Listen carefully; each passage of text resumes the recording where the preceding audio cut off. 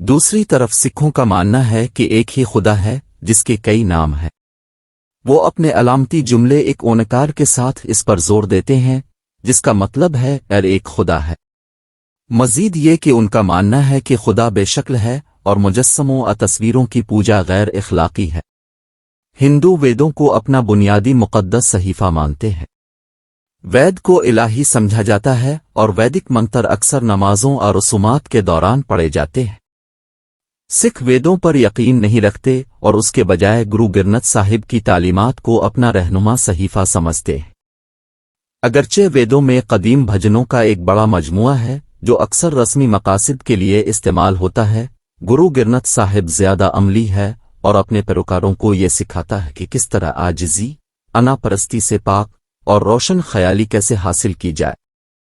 روایتی طور پر ہندو ثقافت میں ذات پات کا ایک سخت نظام تھا جس نے ہر ایک کو 5 گروہوں میں تقسیم کیا تھا: برہمن، کیشتر، ویس، شودر اور اچھو۔ ہر ذات کو ایک مخصوص دھرم، فرض اور متوقع رویہ تفویض کیا جاتا ہے۔ اس نظام نے کبھی لوگوں کے فیصلوں کی ہدایت بھی کی تھی، جس میں یہ بھی شامل تھا کہ وہ کس سے شادی کریں گے۔ دوسری طرف سکھوں کا ماننا ہے کہ تمام انسان برابر ہیں۔ اس بات کا حکم دینے کے لیے کوئی ذات پات کا نظام نہیں ہے کہ ایک مخصوص شخص کی حیثیت دوسرے سے زیادہ ہے۔ اس کا اعادہ ان کے مندروں کے اجتماعی باورچی خانے میں مفت کھانا پیش کرنے کے عمل کے ذریعے کیا جاتا ہے، جسے لنگر کہا جاتا ہے۔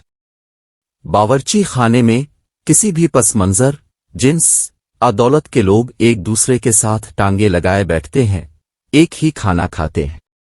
یہ سب کی برابری کی علامت ہے۔ ہندوستان کا سب سے بڑا لنگر امرتسر کے گولڈن ٹیمپل میں واقع ہے۔ وہاں وہ روزانہ 1,00,000 لوگوں کے لیے مفت کھانا پیش کرتے ہیں۔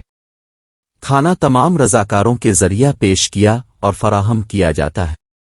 غیر سکھوں اور مختلف پس منظر کے لوگوں کو بھی شرکت کے لیے خوش آمدید کہا جاتا ہے۔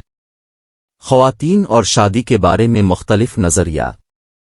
ہندوستان میں زیادہ تر خواتین کا کردار مردوں سے بالکل الگ ہے۔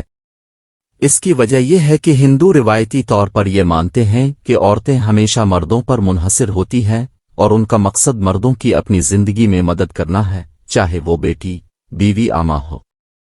اگرچہ یہ جدیدیت کے ساتھ تبدیل ہو رہا ہے کیونکہ زیادہ سے زیادہ خواتین افرادی قوت میں داخل ہو رہی ہیں، یہ ثقافتی عقیدہ اب بھی گہرا ہے۔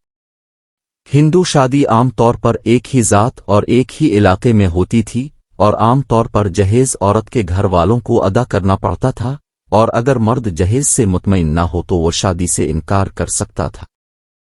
سکھوں کا ماننا ہے کہ خواتین کو مردوں کے برابر درجہ حاصل ہے اور انہیں خود مختار اور قابل ہونے کی ترغیب دی جاتی ہے۔ انہیں سکھوں کی مذہبی اور ثقافتی سرگرمیوں میں حصہ لینے کی اجازت ہے۔ سکھ مت میں بہت سی تاریخی شخصیات خواتین ہیں۔ سکھ مذہب میں شادی ایک مقدس ادارہ ہے۔ سکھوں کا ماننا ہے کہ شادی ایک مساوی شراکت داری ہے جو انہیں خدا کی موجودگی میں ایک دوسرے کی روحوں کو ملانے میں مدد دیتی ہے اور جہیز کی ضرورت نہیں ہے۔ اس کے بجائے دلہن اور دلہن کے اہل خانہ تحائف کا تبادلہ کرتے ہیں۔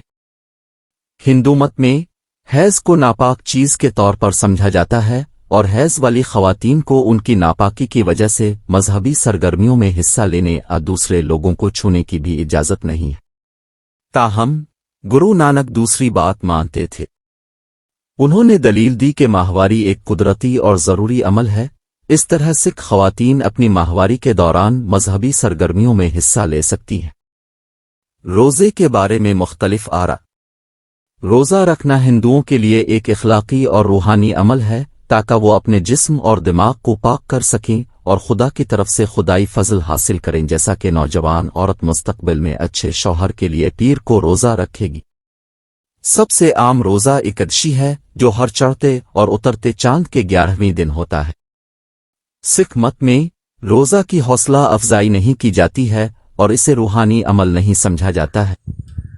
سکھ سمجھتے ہیں کہ روزہ محض کفایت شیاری کی ایک شکل ہے اور جسم کی بھوک روحانی طور پر کچھ حاصل نہیں کر سکتی۔